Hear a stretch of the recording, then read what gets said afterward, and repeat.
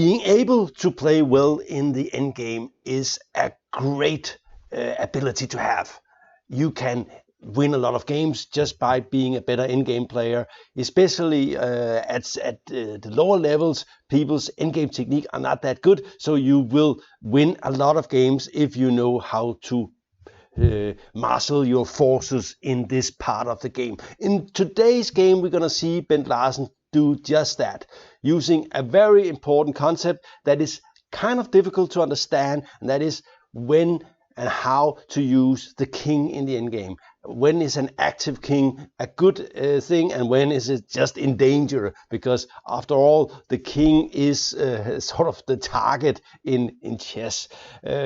So let's jump into it. It's from 1966 in Le Havre in France, and Bent is playing with the black pieces. Let's go. And it's a Sicilian, and the Sicilian often used when you want to outplay opponents because the positions become asymmetrical immediately, making the drawing chance smaller. And this is known as the classical variation. And this move is not the main line. The main line is e6, but this of course cannot be bad. And just developing fast like this. This used to be a famous line for a long time, and I think nowadays it's considered unsound. There is some exchange sacrifices here that are looming. At the moment, black is threatening this bishop and maybe threatening to take on c3.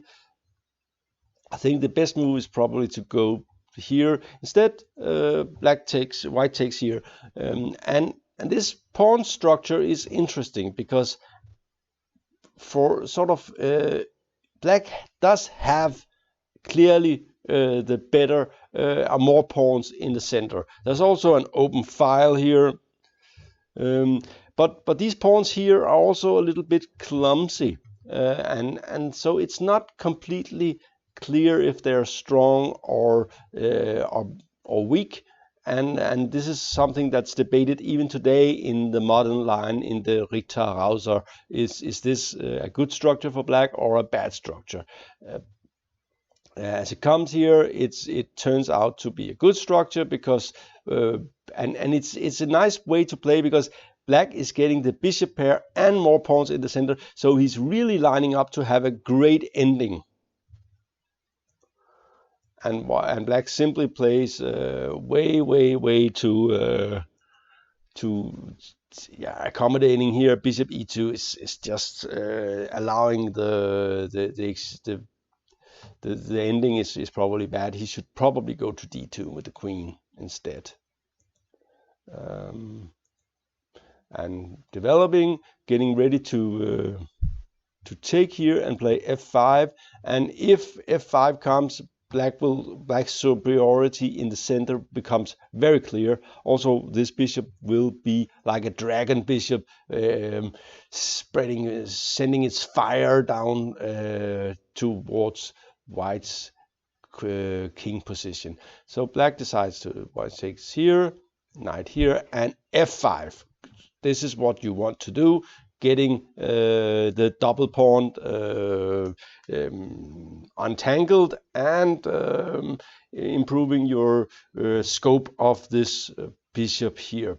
That is a nice bishop that has no counterpart. And black plays this move. White takes this move. Little trick to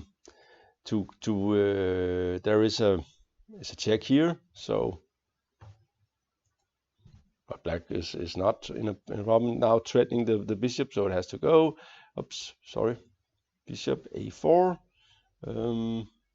bishop e4, attacking down here and attacking here, and forcing this move. And black goes on with this move, and it's all very nice with these two bishops here.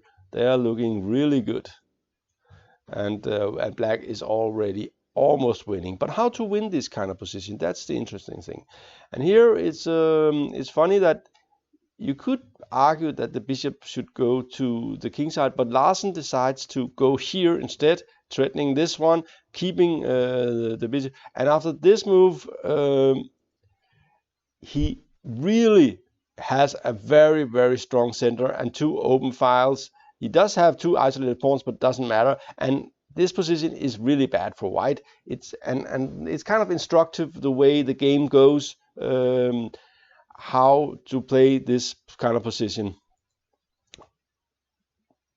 Open file, attack.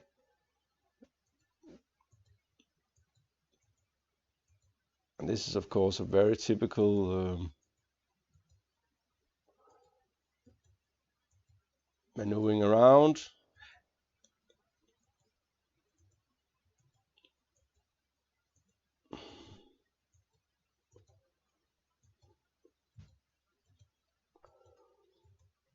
And here, well, this is sort of this. I think this was the position I saw in a book somewhere where we see this.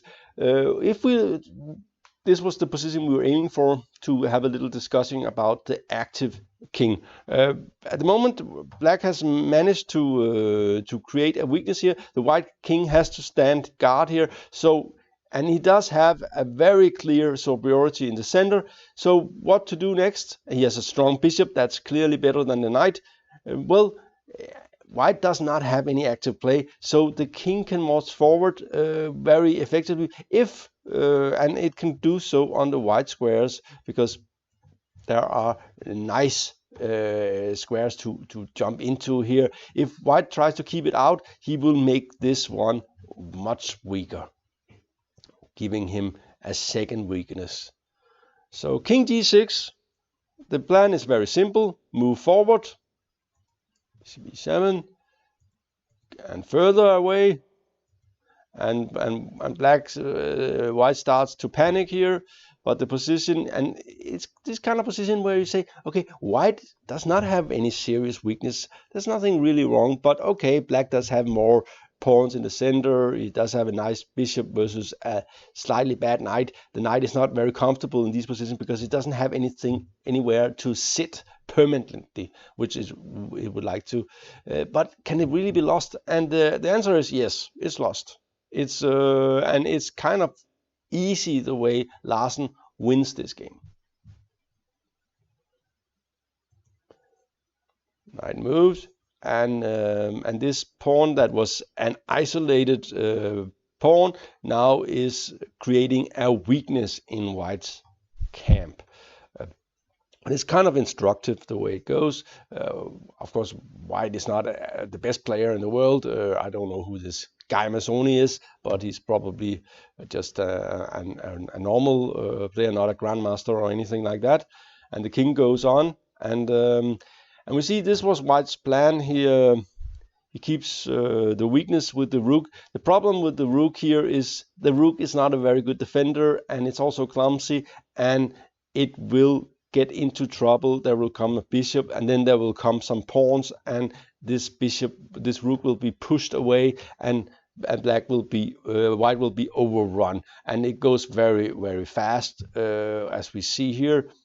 There's no reason to do this. If white can never take here, then he will have two weaknesses. At the moment, he only have one. Bishop here, and the rook now only have this square, so it cannot move. And this was the right time to take. And switching over here, rook is coming in. And this is kind of games that everybody who starts playing chess international will lose against some grandmaster. This is how you get beaten by grandmasters. This is also how I win a lot of games against 2100 players. Just getting in, and there is this check, desperation. Well, basically white does not have a move here. Black is threatening something like this, followed by this check, and then he will move the other rook, and the king might march all the way down here at some point. So it's he gets desperate, but there is no problem with this. You just take, And here, and the rook ending is completely lost. By the way, you start with a check if he takes on d4, so the king will have to go back, and then b3 will fall afterwards. Maybe check, and this is always good technique, making sure that white's king does not become active, so making that into a weakness. And f5, they're coming now, the pawns in the center, and of course this is absolutely and utterly lost. And here white makes a final mistake, but anyway, it was all over here. This is coming, but after this it's faster to just do this and attacking here and winning. So to recap, get this kind of advantage and then use your king actively. It's a strong piece, it can move in any direction, and if it's not in any danger, it should be deployed actively in the game, especially these kind of situations with limited numbers of pieces on the board, like something like rook and bishop and versus rook and knight, rook and two knights versus rook and two knights. The king often is a strong piece in these kind of endings and should be used accordingly. This was TM Talks. Thank you for watching. I hope you enjoyed this video.